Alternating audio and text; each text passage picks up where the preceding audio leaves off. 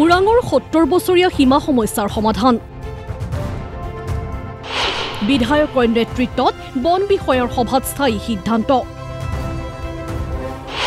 দৰঙৰ শ্যামপুৰ আৰিমাৰীত হৈছিল সীমাৰ সংঘাত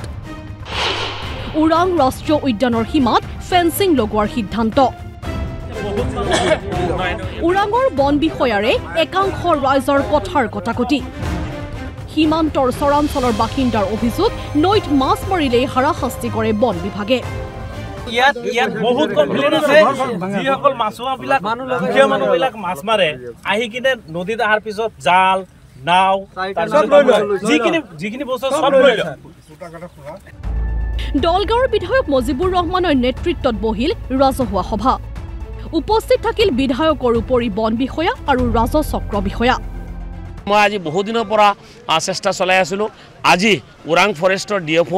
আমাৰ সাৰ্কেল অফিচাৰ এডিসি বিভিন্ন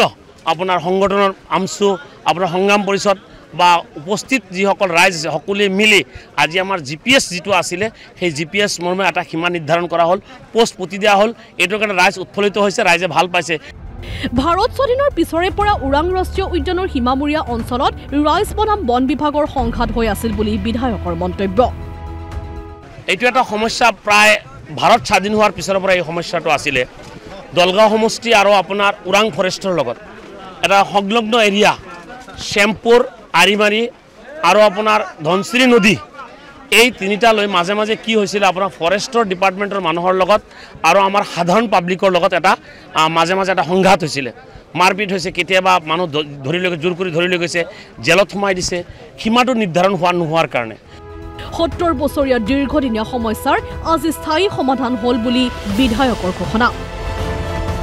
যেনেকৈ আপোনাৰ দীৰ্ঘদিনীয়া যেটা সমস্যা আছিলে এটা বাউণ্ডাৰী লৈ কিনে সেই সীমা নিৰ্ধাৰণ কৰি দিয়া হ'ল আজি গতিকে মই ভাবোঁ সীমা নিৰ্ধাৰণ হোৱাৰ পিছত আজি ফৰেষ্ট আৰু আমাৰ সাধাৰণ পাব্লিকৰ লগত আৰু সংঘাত সৃষ্টি নহয় গতিকে এই সংঘাতটো দূৰ কৰাৰ কাৰণে ৭০ বছৰ লাগিলে গতিকে যেতিয়া নেকি কংগ্ৰেছ চৰকাৰ আছিলে কৰিব পাৰিলেহেঁতেন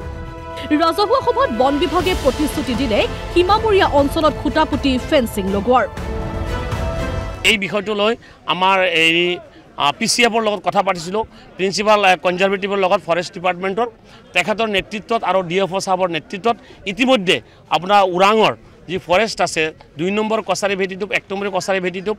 আৰু একদম ভৱপুৰলৈকে ফেন্সিঙৰ বিধি ব্যৱস্থা তেখেতসকলে কৰি আছে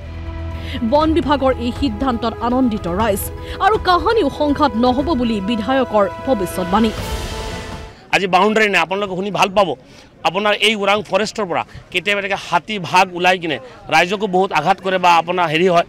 বহুত ক্ষতি কৰিছে আপোনাৰ হাতী ওলাই আহে ধান খেতি নষ্ট কৰে বা ৰাইজ মানুহ বহুত মানে হেৰি কৰিছে বহুত মানে মানুহ ভয়ত থাকিব লগা হৈছে গতিকে মই ভাবোঁ যে যিটো সমস্যা দীৰ্ঘদিনীয়া সমস্যা আজিৰ পৰা দূৰ হ'ব খাৰুপেটীয়াৰ পৰা শ্ৰাৱণ জা DY365